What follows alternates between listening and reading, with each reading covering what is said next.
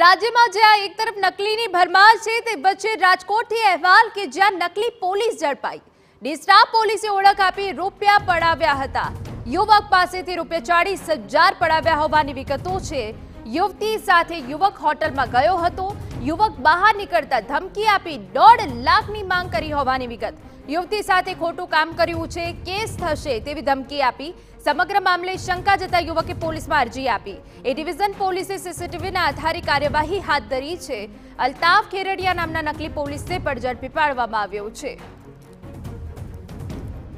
તો આપને જણાવી દઈએ કે જ્યાં રાજ્યમાં ફરી નકલીનો પર્દાફાશ થયો છે।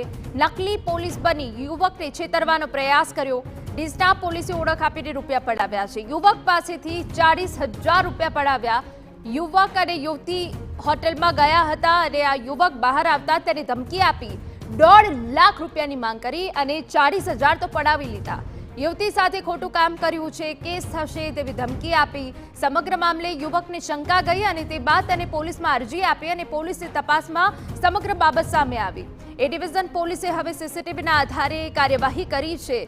પરંતુ આપને જણાવી દઈએ નકલી પોલીસ અલ્તાફ ખેરડિયા કે જે બનીને લોકો સાથે છેતરપિંડી કરતો હતો, આ યુવક પાસેથી ₹40,000 પડાવી લીધા।